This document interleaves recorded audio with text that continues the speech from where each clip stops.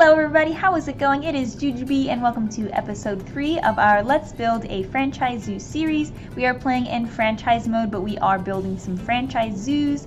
I just wanted to play in Sandbox so that I had more control over some of the settings. But yeah, we're going to be building multiple zoos that are all from the same a company, if you will. So this is our California zoo, our main zoo. This is the first zoo that was ever opened and the first one to start its conservation efforts. And in this episode, we are building tortoise exhibits. We're going to build an exhibit for the Galapagos tortoise and the Adobe tortoise, I think is how you say it.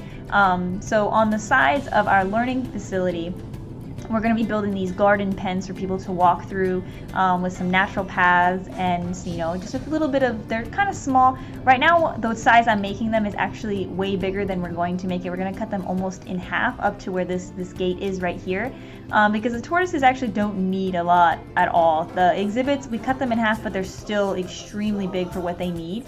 So the path takes up probably most of the exhibit, which is kind of cool. And then there's this little area where we'll have a cave for them and then some foliage as well and their toys for them to play with. So something interesting that we're doing with this series is that while I'm building and doing my voiceovers, I'm going to talk a bit about climate change and different aspects that are affecting our planet. I am actually studying to be a geophysicist so that I can work with climate change and ecosystem rehabilitation. So I thought it would be a fun way for me to share some of my knowledge and also inform the public on things that maybe you didn't know about, maybe you did, who knows, but hopefully you enjoy just listening to me talk. So what we're going to talk today about is these tortoises specifically. And also something that is facing or causing them some problems in their natural habitats is overexploitation. And we're going to talk a little bit about how that has affected them and a little bit about how just overexploitation in general is a huge problem for animals all over the world. So for the Galapagos giant tortoise, which I forget which side that one is on, I think it's on this side we're building on right now. And also we're going to be fixing these buildings and making them kind of match the learning facility. But anyway, so the Galapagos giant tortoise is exclusively found on the Galapagos Islands. It isn't found anywhere else, just those islands. And in the past, they have suffered a huge decline in their population due to overexploitations from people. They're hunted for their meat and their oil. And a lot of their natural habitats are also being destroyed to create farmlands. But captive breeding, like what we're simulating in these zoos here, are allowing them to be breeded and released back into the wild. And then when they are released back into the wild, they are protected by different conservation efforts. And this has allowed them to come back from the brink of extinction, though Galapagos giant tortoises are still considered vulnerable. A fun fact actually is that one of the biggest problems the species is actually facing is non-native goats. They're actually destroying their entire environment by eating all their crops and things like that and making it almost impossible for these tortoises to live. But there are separate efforts made right now to help try and remove the goats from the island. And something that I really enjoy is that Planet Zoo actually put that information in the information in the game when you read about the animals. So I thought that was kind of cool. So the Aldabra, I think is how you say it, or the Aldabra, I don't know how to say it. The Aldabra tortoise is how I'm just going to say it, are found, I believe, on Madagascar island. So these tortoises were also hunted for their meat and oil and bringing them almost to the brink of extinction. So during around the 17th and 19th century, I think is what the game says, they were captured by the different sailors, and the sailors would keep them on their ships, and this would allow them to have food. Since the tortoises are actually very, very low maintenance, this would provide all kinds of meat for the crew members.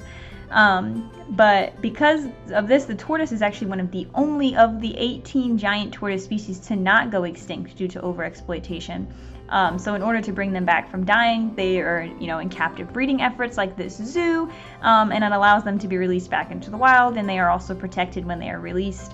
So as you can see, overexploitation is a problem for both of these tortoises as well as numerous amounts of animals all over the world. So overexploitation, if you don't actually know what it is, just to inform you, it's when you hunt something or over farm something so fast that it can't repopulate with how fast you're farming it. So it's a huge problem for wildlife because fishing and hunting industries, they're developing and improving, and you know, like I said, these animals are being hunted and farmed faster than they can reproduce to keep up with it, and they're becoming endangered because of it. So like certain species of birds, they're hunted for sport and food and for the caged bird pet trade, where millions of birds are traded internationally every year for people to have as pets. People also hunt mammals, which I think is very well known. So for food, for sport, and of course for horns and antlers. Mammals are also trapped in like the pet trade for people to own, like tigers and stuff. I'm sure everybody's seen Tiger King. That's an example. They're also hunted for impractical zoos and stuff like that, and the biomedical research. And today, illegal hunting still threatens many of these species, including large mammals like tigers and rhinos and bears and different primates. Amphibians and reptiles are also other breeds that are being farmed and traded just like pets. And most importantly, I think, is invertebrates, which not a lot of people think about, but invertebrates make up 75% of all known animal species that we know right now. And those are things like oysters and scorpions and crabs and other animals that are similar to them, and they are being over-harvested mostly in the fishing industry. But the best way to stop overpopulation of these animals is to create more national parks and more marine national parks. And this allows us to protect these native species and the biodiverse economies that they live in, ecosystems, to help protect their ecosystems. And this is what I want to do after I get my degrees. I want to work on protecting these ecosystems and establishing more national parks and marine national parks so that we can rehabilitate these ecosystems and help prevent any future damage. So hopefully in the future we'll see that there'll be more of a support in government and more of a push for people to find national parks and have them more created around the world, because I think that's really the only way we're going to be able to get push past some of these animals just being hunted and farmed just straight to extinction.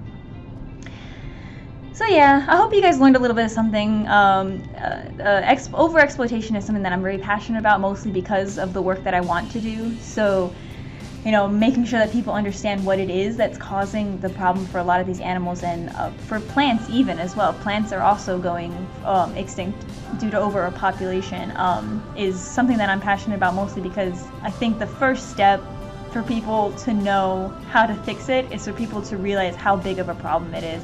And I don't think that a lot of people even paid a second mind. Like for me, when you're buying pets and stuff like that, that's one of those things that you have to really take your time and figure out, you know, is this animal from somewhere humane? Is this, and not just humane in sense for the animal, is it humane in sense for the ecosystem that they were founded in? Were the fish harvested or farmed in a humane way and stuff like that? As the first step, I think that we as a society can take to try and combat this situation from our side.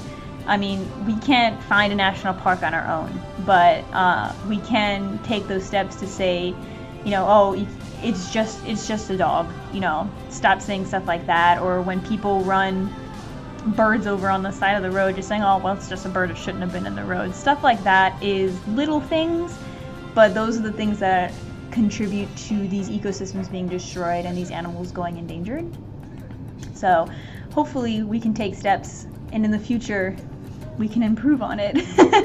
So I hope that wasn't too kind of preachy for you. I just wanted to kind of give you some information on overpopulation, because like I said, I feel like a lot of the problem is people not knowing what the problem is. And the build is done. I'm sorry we didn't really get to talk too much about the build, but as you can see, it was a really simple, just kind of on the side there, we gave them a little cave and stuff. Here we got some beautiful glamour shots of these tortoises, and you can see some of the plant work up close, and we have the natural paths that go through.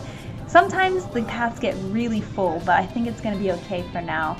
But thank you guys for watching, thank you for listening, and in the comment section let me know what you guys think of overpopulation and what it is that you do to try and eliminate it as much as you can in your life. I hope to see you guys in the next video. Have a wonderful day, evening, or night, wherever you are, and I will see you guys.